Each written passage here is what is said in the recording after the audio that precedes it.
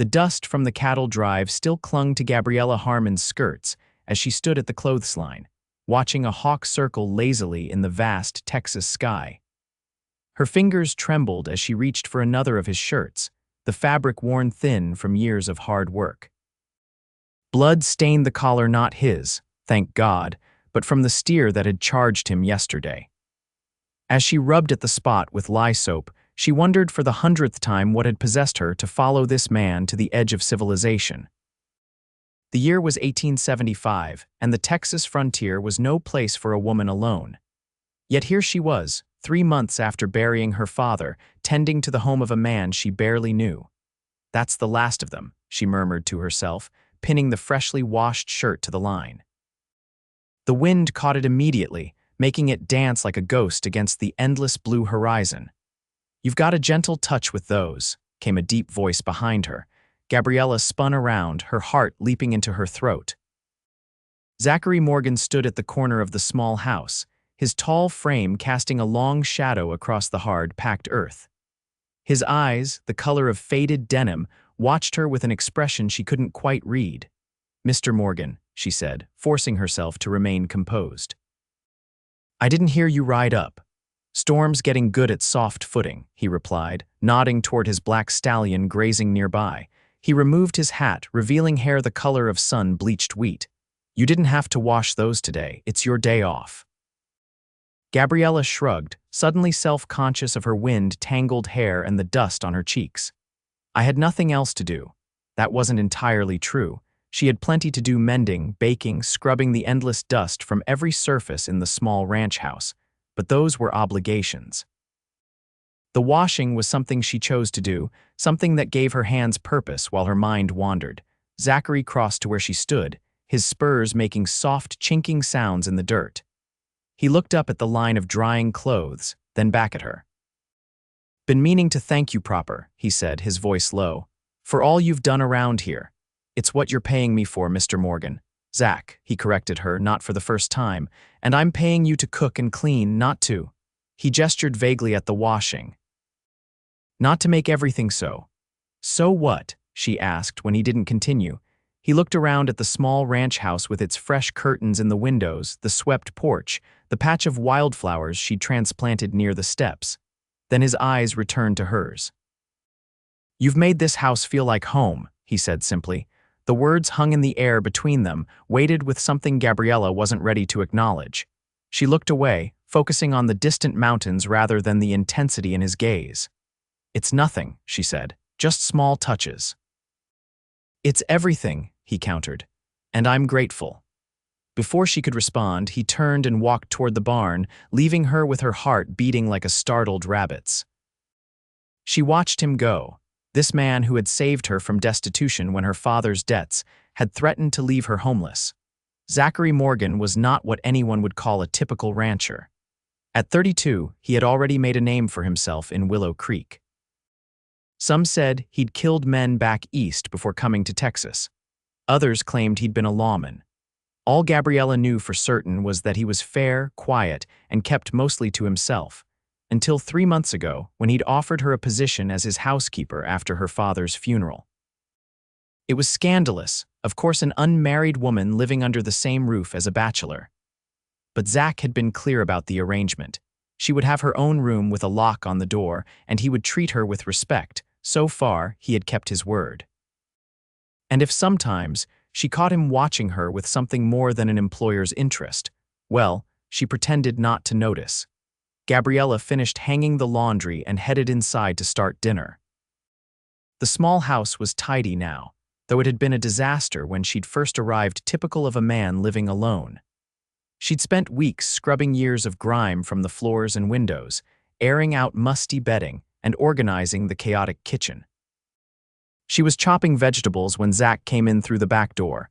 He'd washed up, his face and hair still damp, and changed into a clean shirt. "Smells good in here," he said, hanging his hat on a peg by the door. "Just some stew," she replied. "It'll be ready soon." He nodded and took a seat at the table, watching her work.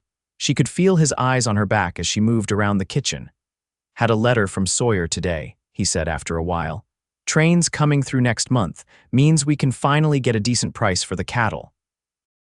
That's good news, she said, though the thought of the upcoming cattle drive made her stomach clench.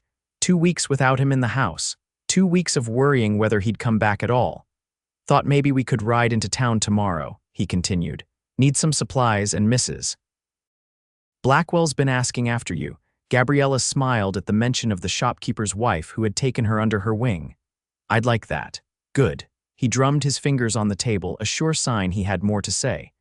There's a social after church on Sunday. Thought maybe you might want to go. She turned to look at him, surprised. A social, he shrugged, looking almost embarrassed. Dance, pie auction, that sort of thing. Town's putting it on for the new school teacher. I know what a social is, Mr. Morgan, she said, amusement creeping into her voice. I'm just surprised you'd want to attend. Figured you might like to get out, he said, his eyes meeting hers briefly before looking away. Meet some folks, and it's Zach. The stew began to bubble, and Gabriella turned back to stir it, grateful for the distraction. I'd like that, she said after a moment. Thank you. They ate dinner in companionable silence, broken only by occasional comments about the ranch or the weather. It was their usual routine, yet something felt different tonight. The air between them seemed charged, like the atmosphere before a storm. After they'd finished and she was washing the dishes, Zach cleared his throat. I'll be in the barn if you need anything, he said, standing to leave. Mr. Morgan Zach, she corrected herself, turning to face him. Thank you. For everything. He nodded once, his expression unreadable, then headed out into the gathering darkness. Gabriella finished the dishes and prepared for bed, her thoughts swirling. The isolated ranch had become her sanctuary, and against all odds, she had found a measure of peace here. Yet she couldn't ignore the growing awareness between her and Zach, the way his eyes lingered on her when he thought she wasn't looking, the way her heart quickened when he entered a room. She was falling in love with him. The realization came to her as she braided her hair for the night, and it was both terrifying and exhilarating. Terrifying because she had no idea if he felt the same, and exhilarating because for the first time since her father's death, she could imagine a future beyond mere survival. The next morning dawned clear and bright, the spring air carrying the scent of wildflowers and promise. Gabriella rose early, as was her custom, and set about making breakfast. She was just taking biscuits from the oven when Zach came in from his morning chores. Morning, he said, washing his hands at the basin. Good morning, she replied, setting a plate of eggs and biscuits before him. Coffee's hot. He nodded his thanks and began to eat, watching as she moved about the kitchen. Thought we'd leave for town after breakfast, if that suits you. Yes, I'll be ready.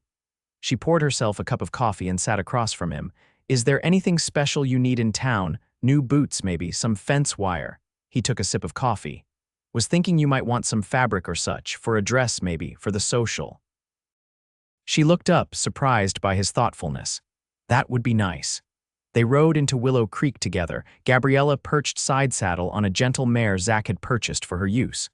The town had grown since she'd last visited, with several new buildings along the main street. Mrs. Blackwell greeted them warmly at the general store, pulling Gabriella into a motherly embrace. Look at you, got some color in your cheeks at last. Ranch life must agree with you. Gabriella smiled, aware of Zach watching the exchange from near the counter. It does, surprisingly. While Zach discussed fence wire with Mr. Blackwell, the shopkeeper's wife led Gabriella to the fabric section. Now, what are we looking for today? Something practical, I imagine, actually, Gabriella said, lowering her voice. I need fabric for a new dress, for the social on Sunday. Mrs. Blackwell's eyes lit up. Is that so, and will you be attending with Mr. Morgan? Her knowing smile made Gabriella blush. He's my employer, Mrs. Blackwell. Of course he is, dear. The older woman patted her arm. Now, I think blue would bring out your eyes beautifully, or perhaps this green. An hour later, they left the store with Zach's supplies and several yards of pale blue fabric that had cost more than Gabriella had intended to spend. Zach had insisted on paying for it, waving away her protests. Consider it a bonus, he'd said, for putting up with me these past months. They were about to mount their horses when a commotion further down the street caught their attention.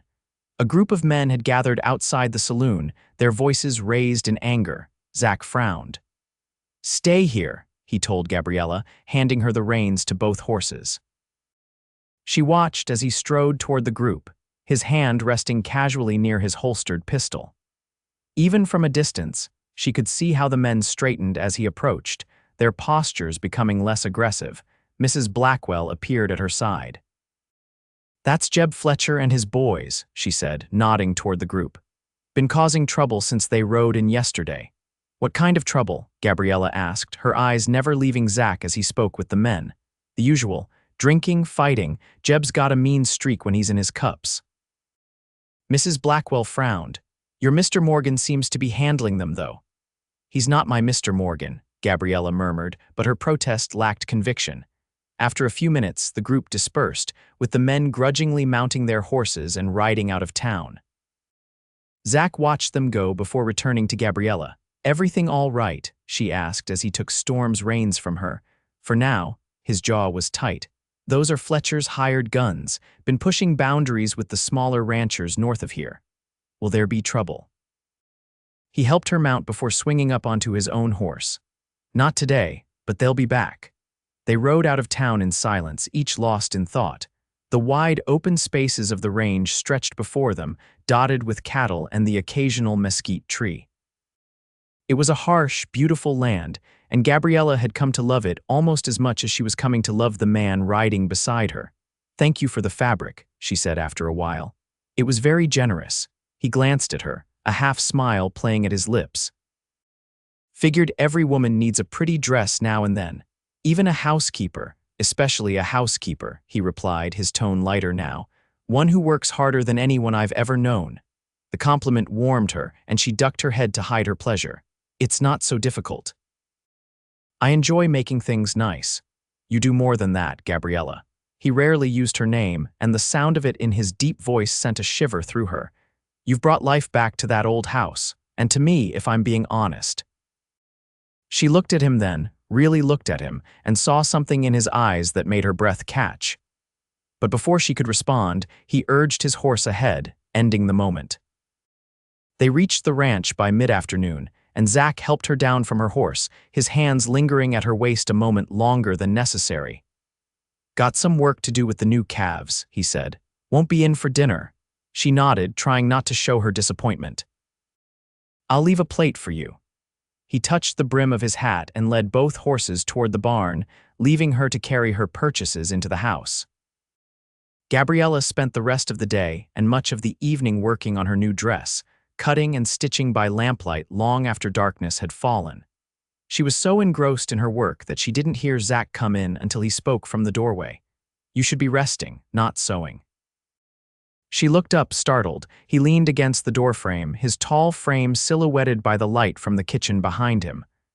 "I wanted to finish this," she said, setting aside her needle.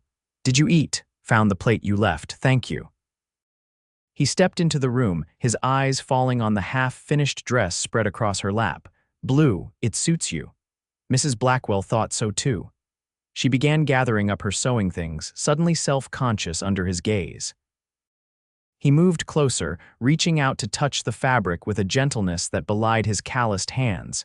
"You'll be the prettiest woman at the social." Gabriella's heart skipped a beat at the compliment. "Thank you," she said softly. Their eyes met, and for a moment, something electric passed between them. Then Zach stepped back, clearing his throat. "It's late, I should let you rest." "Yes, of course." She stood, the dress clutched to her chest like a shield. "Good night, Zach." He hesitated, as if wanting to say more, then nodded. "Good night, Gabriella." After he left, she sat back down, her hands trembling slightly. Something was changing between them, something that both thrilled and frightened her. She was a woman alone in the world, dependent on his goodwill for her livelihood. To want more seemed foolish, even dangerous, and yet she couldn't help but hope. Sunday dawned bright and clear, perfect weather for the social. Gabriella spent extra time on her appearance, pinning her dark hair up in a style she hadn't worn since before her father's death. The blue dress fit perfectly, the color bringing out the deep brown of her eyes and complementing her olive complexion. When she emerged from her room, Zach was waiting in the kitchen, dressed in his best clothes. He stood as she entered, his eyes widening slightly. "You look." He seemed at a loss for words. Beautiful, he finally said, the single word carrying more weight than a dozen compliments. Thank you. She smoothed her skirts nervously. You look quite handsome yourself, and he did. His usual rough work clothes had been replaced by a clean white shirt, dark vest, and polished boots. His blonde hair was neatly combed, and he'd clearly taken extra care with his shaving. Ready? He asked, offering his arm. She nodded, placing her hand on his sleeve. The simple touch sent warmth spreading through her, and she couldn't help but smile. They rode into town together, joining the stream of families and couples headed for the church grounds.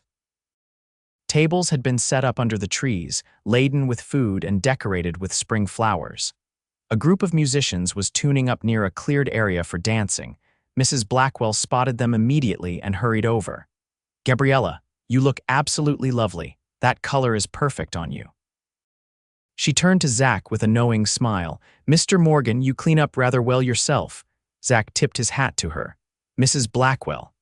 Now, Gabriella, you must come meet our new school teacher, the older woman said, taking her by the arm. Miss Winters arrived just last week, and she's eager to meet everyone. Gabriella glanced back at Zach, who nodded encouragingly. Go on, I'll find us some punch, she allowed Mrs. Blackwell to lead her through the crowd, introducing her to people she'd only seen in passing during her infrequent visits to town. Everyone was friendly, though she noticed curious glances and whispered comments following in her wake. Miss Winters, the new school teacher, turned out to be a cheerful young woman with spectacles and a quick smile. So wonderful to meet you, Miss Harmon, she said, clasping Gabriella's hand. Mrs. Blackwell tells me you're working out at the Morgan Ranch. Yes, as his housekeeper, Gabriella confirmed, already anticipating the next question. How brave of you. I've heard such stories about Mr. Morgan. Miss Winters leaned closer, lowering her voice. Is it true he was a gunslinger back east? Before Gabriella could respond, a deep voice cut in. Don't believe everything you hear, Miss Winters. Zach stood behind them, holding 2 cups of punch. His expression was polite, but Gabriella could see the tightness around his eyes. Miss Winters blushed furiously. Mr. Morgan. I didn't mean to, that is no offense taken, he said, handing a cup to Gabriella. People talk, nature of small towns. The school teacher excused herself quickly, leaving Gabriella alone with Zach. I'm sorry about that, she said quietly. He shrugged. Like I said, people talk. He looked out over the gathering, his expression unreadable. Doesn't bother me what they say about me, but I don't like them gossiping about you. About me, working for me, living out at the ranch. He met her eyes. They think I'm taking advantage of you. Gabriella felt heat rise to her cheeks. That's ridiculous. Is it? His voice was low, meant only for her ears. Sometimes I wonder if they're right, if I should have found you a position in town instead. I wouldn't have accepted it, she said firmly. I'm exactly where I want to be, Zach. Something in his expression softened, and he seemed about to speak when the music started up. All around them, couples moved toward the dancing area. Would you care to dance, Miss Harmon? He asked formally, extending his hand. She smiled, placing her hand in his. I would be delighted, Mr. Morgan.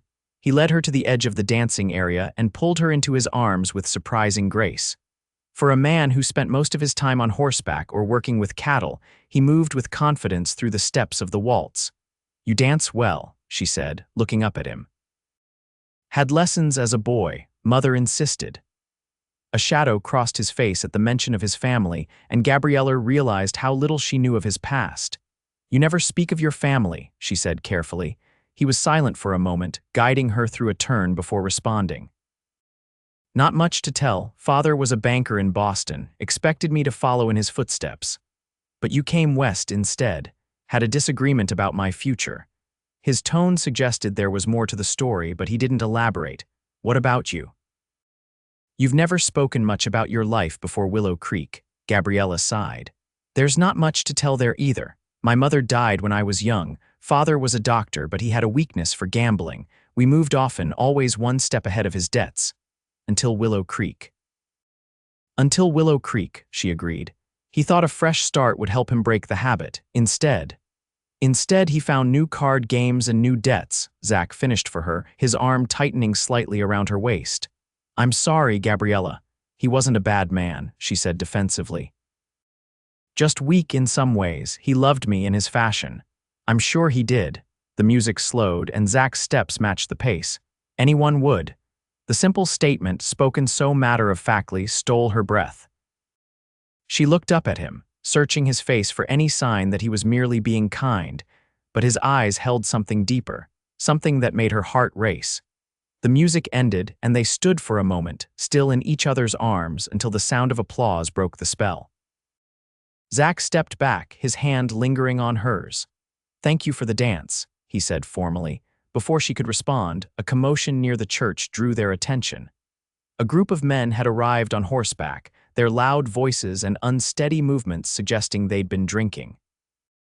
Gabriella recognized Jeb Fletcher at their head, his weathered face set in a sneer as he surveyed the gathering. Zach's expression hardened. "Stay here," he said, moving away from her. Several of the townsmen, including Sheriff Davis and Mr. Blackwell, were already approaching the newcomers.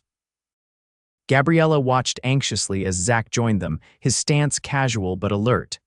"Afternoon, Fletcher," the sheriff called. "This is a family gathering. You boys might be more comfortable over at the saloon." Fletcher laughed, a harsh sound. "Now, Sheriff, we're just looking for some entertainment." Heard there was dancing. His eyes scanned the crowd until they landed on Gabriella, and his smile widened. "And pretty ladies." Zach stepped forward, positioning himself between Fletcher's line of sight and Gabriella. "Fletcher," he said, his voice carrying clearly across the suddenly quiet gathering. "You and your boys aren't welcome here. Ride out now peacefully and we'll forget this happened." Fletcher's smile disappeared. "You giving orders now, Morgan? Thought you were just a small-time rancher." "I'm a man asking you politely to leave," Zach replied evenly. "Next time won't be so polite." For a tense moment, it seemed Fletcher might challenge him. Then one of his men leaned over and whispered something in his ear. Fletcher's eyes narrowed, but he nodded. "Another time then," he said, turning his horse. "Enjoy your little party." The group rode off, but not before Fletcher called back over his shoulder. "Give my regards to your pretty housekeeper, Morgan. Might pay her a visit myself sometime." Zach's hand moved to his gun, but Sheriff Davis caught his arm. "Not worth it, Zach. Not today." The tension slowly dissipated as the riders disappeared down the road, but the festive mood had been dampened. Gabriella made her way to Zach's side, concern etched on her face. "Are you all right?" She asked. He nodded, though his jaw was still clenched. "Fletcher's been causing trouble for months, trying to force the smaller ranchers to sell out. Is that what he wants from you, your ranch, part of it?" Zach's eyes followed the dust trail left by the riders. "Let's not worry about that now. This is supposed to be a celebration." But the encounter had cast a shadow over the day. Though they stayed for the pie auction and more dancing, Gabriella could sense Zach's distraction. His eyes frequently scanned the edges of the gathering, and he positioned himself to keep her within sight at all times. As the sun began to set, they said their goodbyes and started the ride home. They traveled in silence for a while, the only sound the steady rhythm of their horses' hooves on the packed earth. "I'm sorry about Fletcher," Zach finally said. "He shouldn't have spoken to you that way." "He didn't speak to me at all," Gabriella pointed out. "He was trying to provoke you." "And succeeded." Zach's voice was grim. "I nearly drew on him, Gabriella, in front of half the county, including children. But you didn't." She urged her horse closer to his. "That man was looking for trouble, and you handled it with dignity." He glanced at her, a half-smile tugging at his lips. "You have a generous view of things." "I have an accurate view," she corrected him. "You're a good man, Zachary Morgan, whatever rumors people may spread." They reached the ranch as twilight was deepening into night. Zach helped her down from her horse, his hands strong and sure at her waist. But instead of releasing her immediately, he held on, looking down at her with an intensity that made her breath catch. "Gabriella," he began, then stopped, seeming to struggle with his words. "I want you to know that you're safe here. I won't let Fletcher or anyone else harm you." "I know that," she said softly. "I've never felt safer than I do with you, Zach." His hands tightened slightly at her waist. "When he looked at you today, I wanted to kill him," he admitted, his voice low. "That's not the kind of man I want to be anymore." "What kind of man do you want to be?" she asked, her heart pounding so loudly she was sure he must hear it. He was silent for a long moment, his eyes searching hers in the gathering darkness. Then, with a gentleness that brought tears to her eyes, he lifted one hand to brush a strand of hair from her face. "The kind of man who deserves someone like you," he said simply. Before she could respond, he stepped back, breaking the connection between them. "We should get inside. It's getting late." Gabriella followed him into the house, her emotions in turmoil. His words suggested he felt something for her beyond the relationship of employer and employee, yet he had pulled away at the crucial moment. They moved through their evening routine in near silence, the air between them charged with unspoken words. When they finally said goodnight and retired to their separate rooms, Gabriella lay awake for hours, replaying every moment of the day in her mind. She was still awake when the sound of horses approaching broke the pre-dawn stillness. Sitting up in bed, she listened intently, then hurried to the window. In the faint light, she could make out several riders approaching the house, moving with deliberate stealth. Heart pounding, she threw on a robe and rushed to Zach's room, knocking urgently. He opened the door immediately, fully dressed, his gun belt already buckled around his waist. "I heard them," he said before she could speak. "Get dressed quickly. Practical clothes, nothing that will slow you down." She nodded and hurried back to her room, changing into a simple skirt and blouse with trembling hands. When she emerged, Zach was checking his rifle by the front window. "Fletcher?" she asked, keeping her voice low. He nodded grimly. "5 of them, including him. They're circling the house."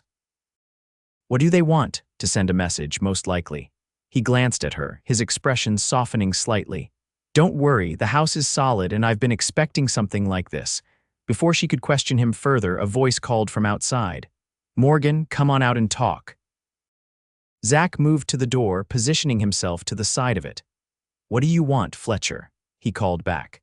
"Just a friendly conversation about your future," came the reply, followed by laughter from several men. "Thought you might be reconsidering my offer after our chat yesterday." "Nothing's changed," Zach said firmly. "My land's not for sale." "Might not be your decision much longer," Fletcher called back.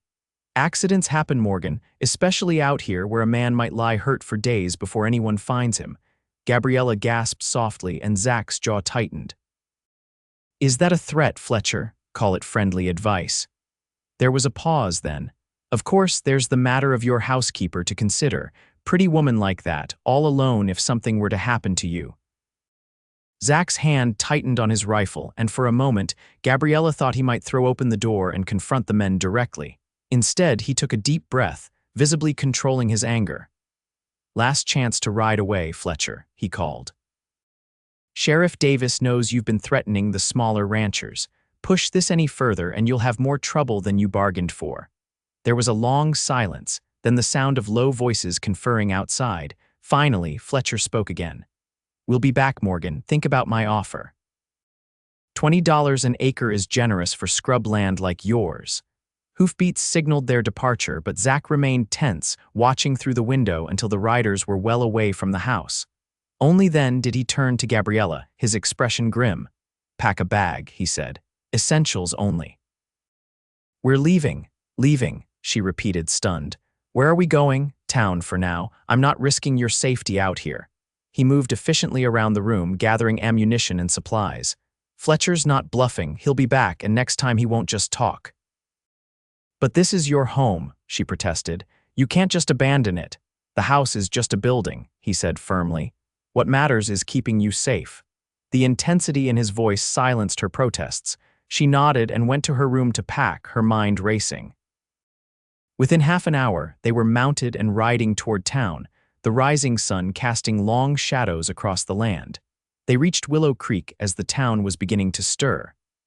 Zach led her directly to Sheriff Davis's office, where they found the lawman just starting his day. "Morgan," he said, looking up in surprise. "Miss Harmon, what brings you to town so early?" Zach quickly explained the night's events, his voice tight with controlled anger. The sheriff listened gravely, making notes as Zach spoke. "Been hearing similar stories from the Petersons and old man Jenkins," he said when Zach finished. "Fletcher's getting bold. Bold enough to threaten a woman," Zach said, glancing at Gabriella. "I need somewhere safe for her to stay while I handle this." "Now hold on," Gabriella interrupted, her own anger flaring. "I'm not some package to be deposited for safekeeping. This concerns me too. Both men looked at her in surprise and she lifted her chin defiantly. Fletcher threatened both of us, and it's my home too now. Zach's expression softened. Gabriella, these men are dangerous. I can't risk. You don't get to decide what risks I take, she said firmly. I've been taking care of myself for a long time, Zachary Morgan. The sheriff cleared his throat. She's got a point, Zach. And frankly, we need to present a united front against Fletcher. All the threatened ranchers, their families, everyone. Zach looked between them, clearly unhappy but recognizing the determination in Gabriella's eyes. Fine, he finally conceded, but you stay in town with Mrs. Blackwell until we have a plan.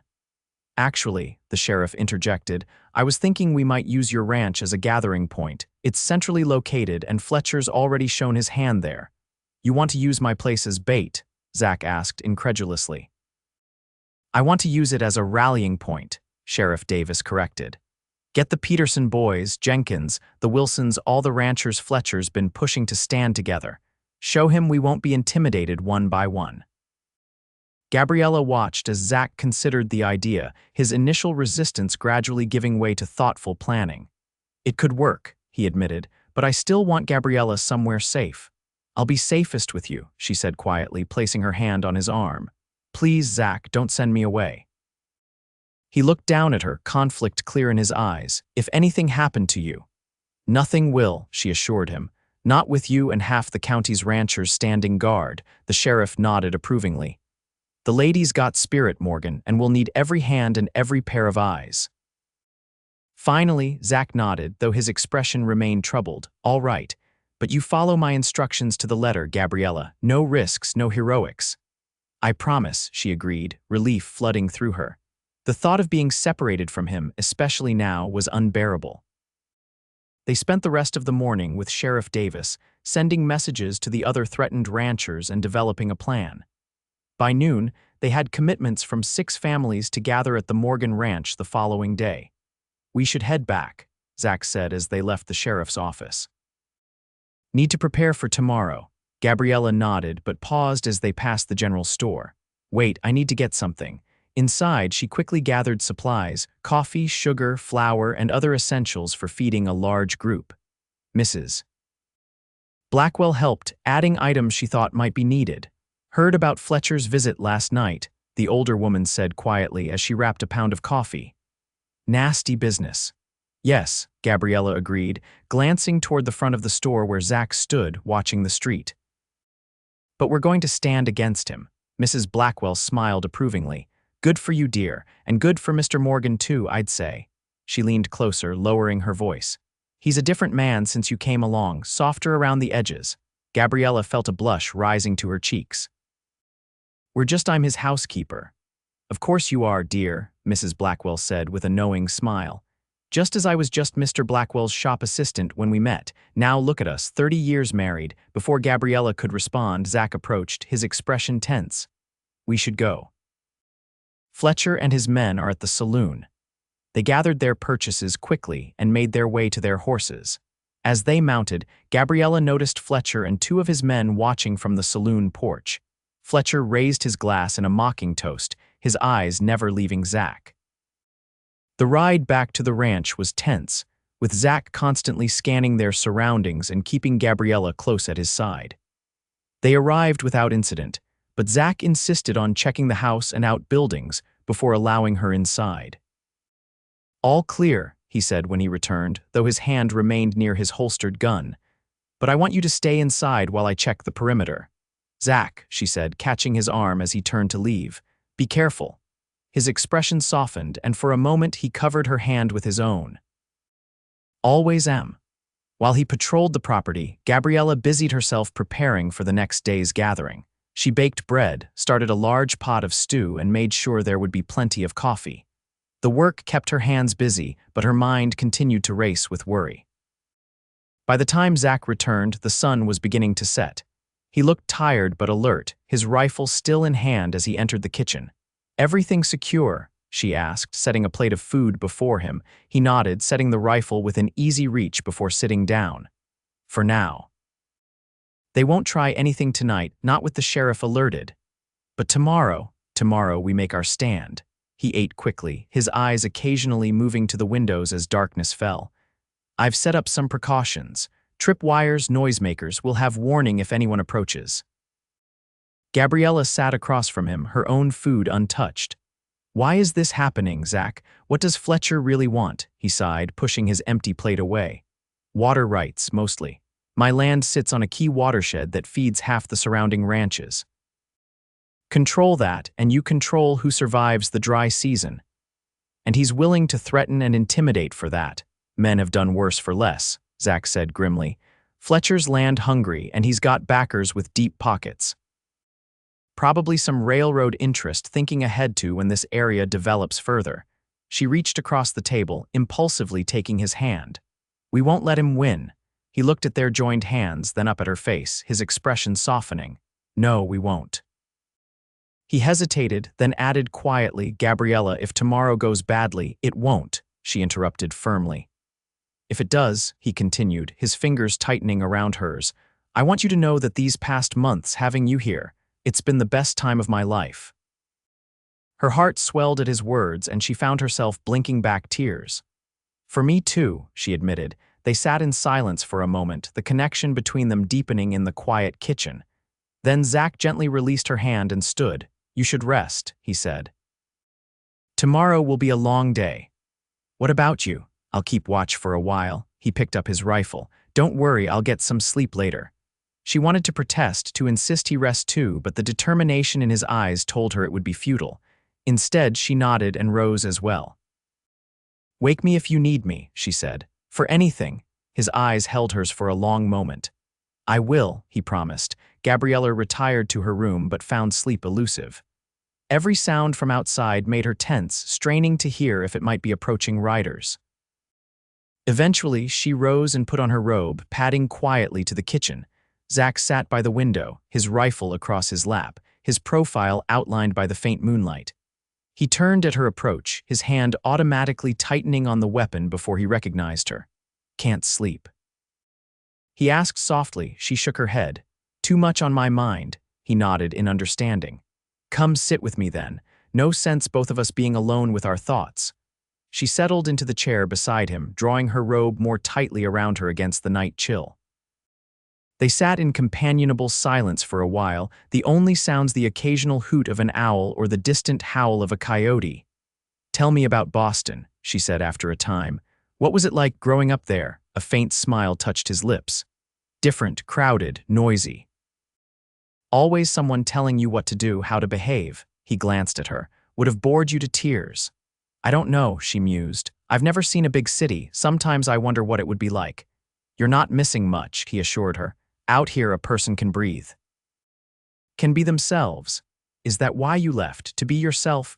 He was quiet for so long that she thought he might not answer. Then, softly, I left because I killed a man. Gabriella's breath caught, but she remained still, waiting for him to continue. My father's business partner, Zach went on, his voice distant. He was embezzling from the company, ruining my father. When I confronted him, he drew on me. His hand unconsciously moved to a scar on his forearm. I was faster. Self-defense, she said quietly. Yes. But his family had influence. There would have been a trial scandal, he shrugged. My father gave me enough money to start fresh out west, asked me not to write, not to return. That's why you never speak of them, he nodded. Haven't had any contact in 10 years. Don't even know if my parents are still alive. Gabriella reached out, placing her hand on his arm. I'm sorry, Zach. He covered her hand with his own. Don't be, I found my place here, built something of my own. His eyes met hers in the darkness. Found something worth protecting. The words hung between them, weighted with meaning. Gabriella felt her heart quicken, aware of how close they were sitting, how intimate the darkness made their conversation. Zach, she began, uncertain of what she wanted to say but knowing she needed to say something. Before she could continue, one of the trip wires outside triggered a small bell, the sound cutting through the quiet night. Zach was on his feet instantly, rifle ready. Stay back from the windows, he ordered, his voice low but urgent. Could be an animal, but... She nodded, moving to the center of the room as he cautiously approached the front window, keeping to the side to avoid being silhouetted. For several tense minutes, they waited, listening for any further disturbance. Just as Gabriella was beginning to think it had indeed been an animal, the sound of approaching hoofbeats reached them. Not the quiet approach of someone trying to sneak up on the house, but the confident arrival of someone who wanted to be heard. "One rider," Zach murmured, peering carefully through the window. "Coming slowly." The rider stopped a safe distance from the house and called out, "Morgan, it's Wilson, don't shoot." Zach relaxed slightly, though he kept his rifle ready as he moved to the door. "Stay here," he told Gabriella, then stepped onto the porch. She ignored his instruction, following him but remaining in the doorway as he hailed the visitor. "Kind of late for a social call, Wilson," Zach called. "What brings you out here?" Samuel Wilson, a rancher whose land bordered Zach's to the east, urged his horse forward slowly. "Fletcher's men burned my barn tonight," he said without preamble. "Threatened my family if I joined your coalition tomorrow." Zach cursed under his breath. "Anyone hurt?" "No, thank God." "Got the livestock out in time." Wilson's voice was tight with anger. "Jenny and the kids are with her sister in town. I came to warn you. Fletcher knows about your plans." "How?" Zach demanded. Wilson shook his head. "Don't know for sure, but the saloon was full today." "Someone must have overheard something. Or someone's informing for Fletcher," Zach said grimly. "Either way, our element of surprise is gone." "What will you do?" Wilson asked. "Still gather tomorrow?" Zach was silent for a moment, considering. "Yes," he finally said. "If we back down now, Fletcher wins, sends the message that his tactics work." He glanced back at Gabriella, his expression softening slightly. "But you should stay in town with your family. This could get dangerous." Wilson nodded. "I'll be here, Morgan, with or without the others."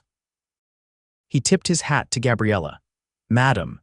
After Wilson rode away, Zach remained on the porch, staring out into the darkness. Gabriella moved to his side, placing a gentle hand on his arm. "What are you thinking?" she asked softly. "That I've put you in danger," he replied, his voice tight with self-recrimination. "That I should never have let you stay. This isn't your fault, Zach, isn't it?" He turned to face her, his expression pained in the faint moonlight. "Fletcher threatened you because of me, because he knows." He stopped abruptly. "Knows what?" she prompted, her heart racing. Zach's eyes held hers, and in them she saw a vulnerability that took her breath away. "That you're important to me," he said quietly. "More important than the ranch or the water rights or anything else." The words hung in the air between them, an admission that changed everything. Gabriella stepped closer, reaching up to touch his face gently. "You're important to me too," she whispered, "and I'm not going anywhere." For a moment, they stood frozen in the moonlight, the tension between them building until Gabriella thought she might shatter from it. Then, slowly, Zach leaned down and pressed his lips to hers. The kiss was gentle at first, tentative, as if he expected her to pull away. But Gabriella moved closer, her hands sliding up to his shoulders as she returned the kiss with all the feeling she'd been holding back for months. When they finally parted, both breathless, Zach rested his forehead against hers. "I've wanted to do that since the first time I saw you folding my shirts," he admitted, a hint of wonder in his voice. She smiled, remembering that day. "I was terrified you'd fire me for taking liberties with your laundry." "Fire you," he chuckled softly. "I nearly proposed on the spot." The joke brought reality crashing back. Tomorrow they would face Fletcher and his men, possibly with violence. Tonight might be all they had. As if reading her thoughts, Zach straightened, his expression becoming serious again. "We should get some rest, few hours until dawn." She nodded, though reluctance filled her at the thought of separating from him now. "Zach," she began, then hesitated, uncertain how to express what she was feeling. He seemed to understand without words. Gently, he took her hand and raised it to his lips. "Whatever happens tomorrow," he said softly, "know that you've made this house feel like home, Gabriella, and my life better than I ever thought it could be." Tears pricked at her eyes and she blinked them away. "We'll face tomorrow together," she promised, "and all the days after." He nodded, then reluctantly released her hand. "Try to sleep. I'll wake you at first light." She returned to her room but lay awake for a long time, her lips still tingling from his kiss, her mind replaying his words. Despite the danger awaiting them, she felt a curious peace. Whatever happened tomorrow, she was where she belonged. Dawn broke clear and bright, belying the tension that filled the ranch. Zach had been up since before first light, making preparations. By the time Gabriella joined him in the kitchen, he had already checked and loaded every weapon they possessed. "Morning," he said, glancing up as she entered. His eyes lingered on her face, softening briefly before returning to his task. "Coffee's hot. Thank you." She poured herself a cup, then began preparing breakfast. They moved around each other with an easy familiarity, though now there was a new awareness between them, sparked by last night's kiss. As they ate, Zach outlined his plan. "Sheriff Davis should be here by mid-morning with some of the other ranchers. We'll position men around the property, make sure Fletcher can't surprise us." "And if he brings more men than we have?" Gabriella asked, voicing the fear that had kept her awake. "Then we talk," Zach said grimly. "Try to reason with him. Violence is a last resort, Gabriella." She nodded, relieved. Despite his reputation, she had always sensed that Zach was not a man who resorted to guns easily. It was one of the things she admired about him. The first of their allies arrived just after breakfast, the Peterson brothers, young men who had inherited their father's small ranch the previous year. They brought news that others were on their way, including Old Man Jenkins and the Wilsons, despite the threat to their barn. By mid-morning, the ranch yard was filled with horses and men. Sheriff Davis arrived with 2 deputies, their presence lending an official air to the gathering. Gabriella busied herself providing coffee and food, listening as the men discussed strategy. "Fletcher's got at least 10 hired guns," the sheriff was saying as she refilled coffee cups. "Maybe more, but they're not expecting all of us to be here together." "What if they don't come?" one of the Peterson boys asked. "What if they decide it's not worth the fight?" "Then we've won without firing a shot," Zach replied. "But Fletcher's not the type to back down easily. He's invested too much in intimidating us individually." Gabriella returned to the kitchen, where she found Mrs. Wilson and Jenkins' daughter, Mary, preparing more food. The women worked in companionable silence for a while, the tension of the day making conversation difficult. "He loves you, you know," Mrs. Wilson said suddenly, her hands continuing to knead dough as she spoke. "Mr. Morgan, it's plain as day when he looks at you." Gabriella felt heat rise to her cheeks. It's complicated." The older woman smiled knowingly.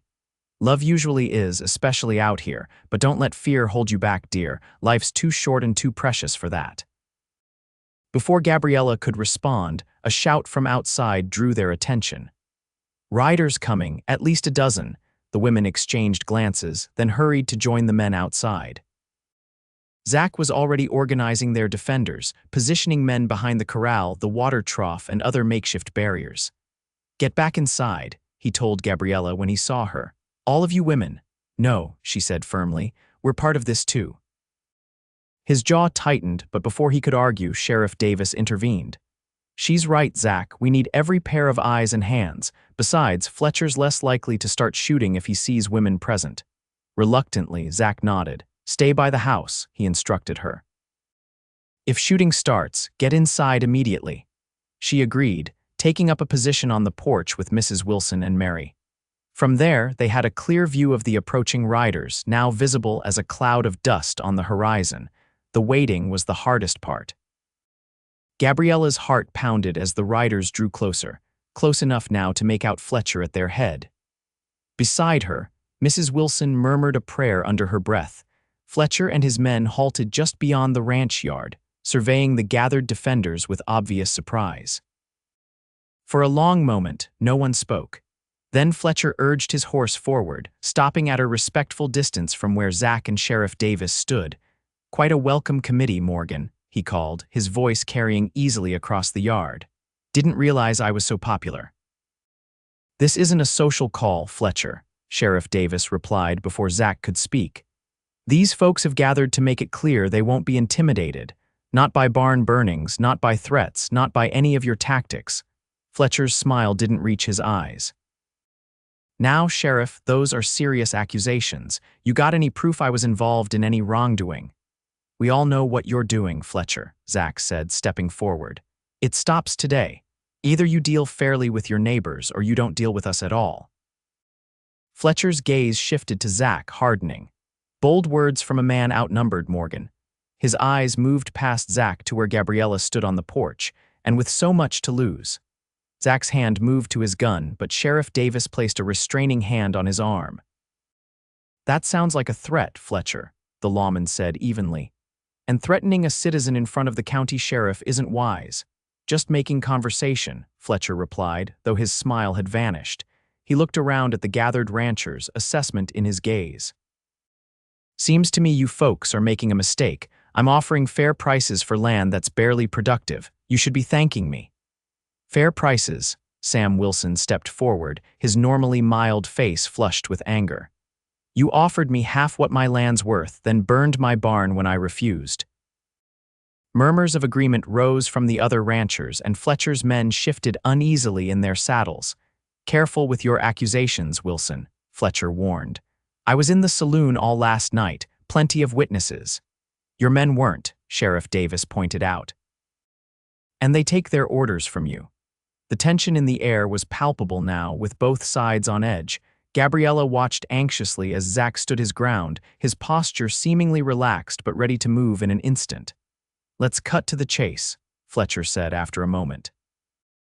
"I came here to make Morgan a final offer, double my previous price. That's more than generous for scrub land with a few head of cattle." "My land's not for sale," Zach replied evenly. "Neither is Wilson's or Jenkins or anyone else's here. We're not interested in your money, Fletcher." "We want to be left in peace to work our land." Fletcher's face darkened. "You're making a mistake, Morgan, all of you." His eyes swept the gathered ranchers. "I've got backers who won't take kindly to this. Resistance." "Sounds like another threat," Sheriff Davis observed.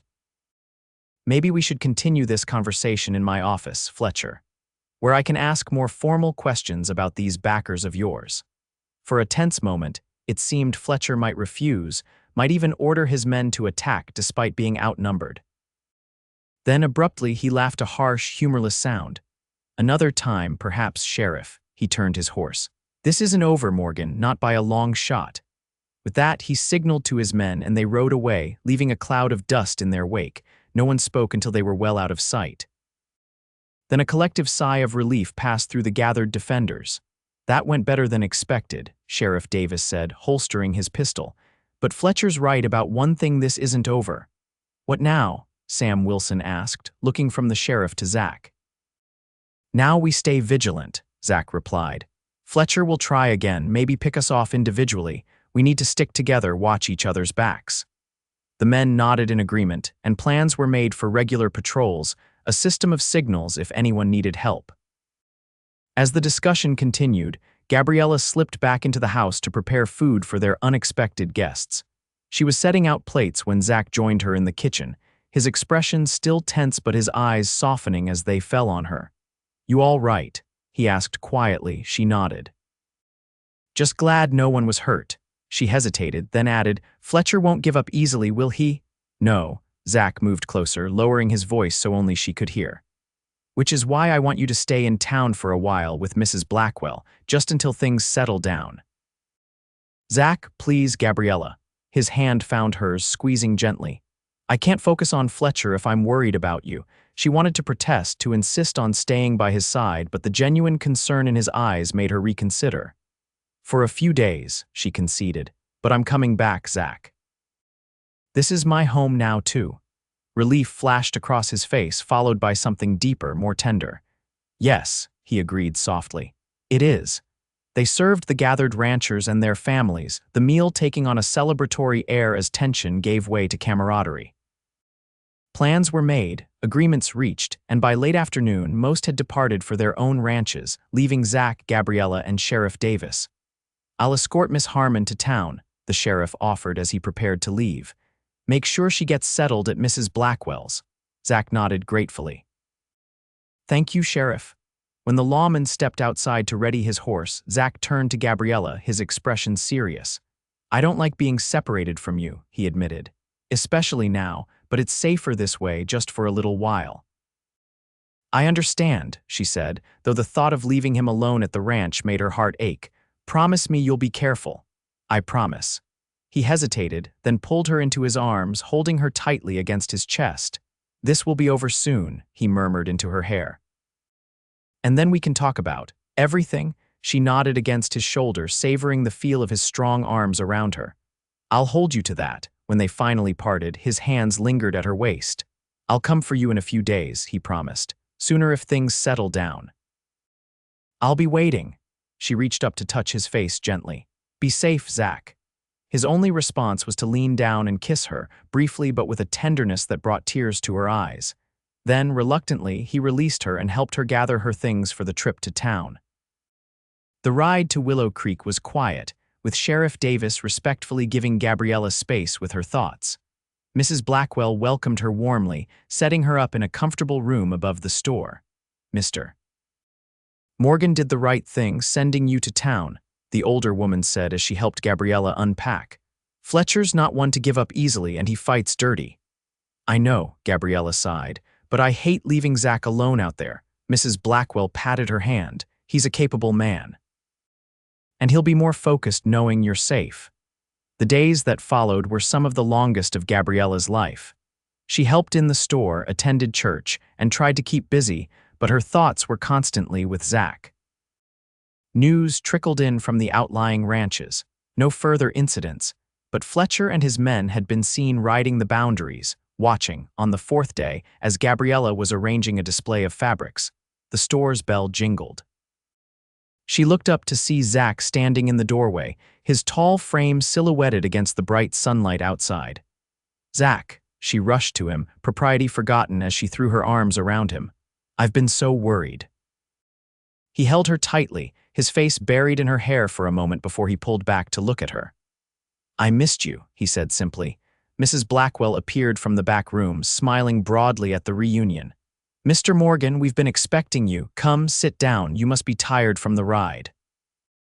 But Zach shook his head. Thank you, Mrs. Blackwell, but I can't stay. I need to speak with the sheriff, and then I'd like to take Gabriella home if she's willing. Home? Gabriella repeated, hope rising in her chest. Is it safe? Safe enough, he replied. Fletcher's men have pulled back. Sheriff thinks they might be regrouping, maybe waiting for reinforcements. He took her hands in his. But I don't want to wait any longer. I want you home, Gabriella. The way he said home, like it was a place that couldn't exist without her, made her heart swell. I want that too, she said softly. Mrs. Blackwell bustled away, giving them a moment of privacy. Zach's eyes searched Gabriella's face as if memorizing every detail. There's something else, he said, his voice low. Something I need to ask you.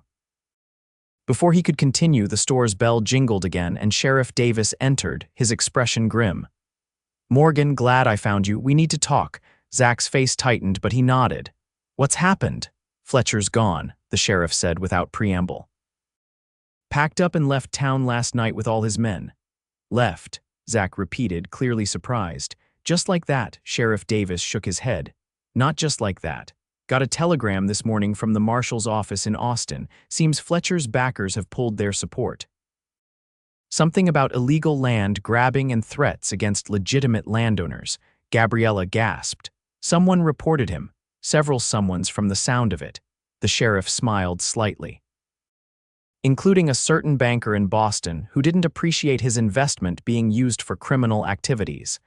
Zach's expression shifted from surprise to understanding. My father didn't mention any names, Sheriff Davis replied. But the telegram did say the complaint originated from Boston and included detailed knowledge of Fletcher's operations here. Gabriella looked at Zach, seeing the complex emotions playing across his face.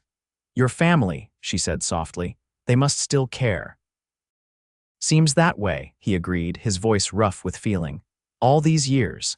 Sheriff Davis cleared his throat. Anyway, thought you should know. Fletcher's gone, and from what I hear, he won't be welcome back in these parts anytime soon. After the sheriff left, Zach stood silent for a long moment, processing the news. Gabriella waited patiently, understanding that this was about more than just Fletcher's departure. I wrote to my father, he finally said, after Fletcher first started causing trouble. Didn't expect a response, let alone this. Perhaps it's time to heal that breach, she suggested gently. 10 years is a long time, he nodded slowly. Perhaps it is. His eyes found hers, a new resolve in them. But first, there's something more important I need to do. Taking her hand, he led her to a quiet corner of the store, away from Mrs. Blackwell's curious gaze. There, to Gabriella's astonishment, he dropped to one knee before her. "Zachary Morgan," she gasped, her free hand flying to her mouth. "What are you doing?" "Something I should have done months ago," he replied, his voice steady despite the vulnerability in his eyes. "Gabriella Harmon, I love you. I think I've loved you since the first day I saw you folding my shirts, making my house feel like a home." Tears filled her eyes as he continued. "I'm not a perfect man. I've made mistakes, have regrets, but loving you isn't one of them." He squeezed her hand gently. "Will you marry me, Gabriella? Make my house a home forever?" Joy welled up inside her, so intense it was almost painful. "Yes," she whispered, then louder. "Yes, Zach, I will marry you." He rose and pulled her into his arms, kissing her with a passion that left her breathless. When they finally parted, he rested his forehead against hers, a smile of pure happiness on his face. "Let's go home," he said softly. And so they did, riding side by side across the open range, toward the small ranch house that had become so much more than just a building to both of them. As they approached, Gabriella could see the changes Zach had made in her absence. New curtains hung in the windows, the porch had been swept clean, and a bouquet of wildflowers sat on the small table outside. "You've been busy," she observed, touched by his efforts. He helped her down from her horse, keeping his hands at her waist longer than necessary. "Wanted it to be nice for when you came back," he admitted, "though I wasn't sure you would." "Of course I would," she said, surprised. "This is my home. You are my home, Zach." The look he gave her then was worth all the uncertainty, all the fear of the past weeks. It was a look of love, of belonging, of coming home after a long journey. Inside, Gabriella moved through the rooms, reacquainting herself with the space she'd made her own. When she reached the bedroom that had been hers, she found it transformed. Fresh bedding, new curtains, and on the bedside table, a small wooden box. "Open it," Zach said from the doorway. With trembling fingers, she lifted the lid. Inside lay a simple gold band, worn but well cared for. "Zach." "It was my grandmother's," he explained, moving to stand beside her. "My mother gave it to me before I left Boston, said I might need it someday when I found the right woman." Tears filled her eyes again as he took the ring and slipped it onto her finger. It fit perfectly, as if made for her. "When should we marry?" she asked, looking up at him through her tears. "Soon," he replied, drawing her close. "As soon as you want." They were married 2 weeks later in the small church in Willow Creek, surrounded by their friends and neighbors. To Gabriella's surprise and Zach's quiet joy, a telegram arrived the day before the wedding, bearing congratulations and blessings from his parents in Boston. "Perhaps we'll visit them someday," Zach said as they prepared to leave the church as husband and wife. "I think they'd like to meet the woman who tamed their wild son." Gabriella laughed, her heart so full she thought it might burst. "I wouldn't say tamed," she teased. "Just reminded him what home feels like." As they rode back to their ranch, their home, Zach pulled his horse alongside hers. "Happy, Mrs. Morgan?" he asked, his eyes crinkling at the corners in the way she loved. "More than I ever thought possible," she replied honestly. "And you, Mr. Morgan?" His answer was to lean across the space between their horses and kiss her, right there under the vast Texas sky. The years that followed brought challenges, as all years do, but also joy in abundance.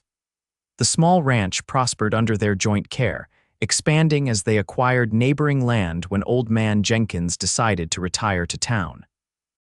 They planted orchards, improved the cattle stock, and built additions to the house as their family grew. The first of their children, a boy they named James after Zach's father, arrived just over a year after their wedding. A daughter, Elizabeth, followed 2 years later, and eventually a third child, another boy they called Daniel, through it all the droughts and the abundant years, the minor disputes with neighbors, and the joyful community gatherings. Zach and Gabriella remained each other's strength and solace. Their love, born in uncertain times, deepened with each passing season. And often, in the quiet evenings after the children were asleep, Zach would find Gabriella in their bedroom, folding his shirts with the same care she had shown that first day. He would watch her from the doorway, marveling at how this simple domestic act still moved him after all their years together. "You know," he would say, wrapping his arms around her from behind, "you've made this house feel like home." And she would turn in his embrace, her eyes still holding the same love they had when she first realized she was falling for the quiet rancher who had saved her from destitution. "No," she would correct him gently. "We made it a home together." And in those moments, with the sounds of their children sleeping peacefully down the hall, the ranch quiet under the star-filled Texas sky, they both knew they had found the greatest treasure the wild frontier had to offer. Not gold or land or cattle, but love, family, and the deep, abiding peace of truly being home.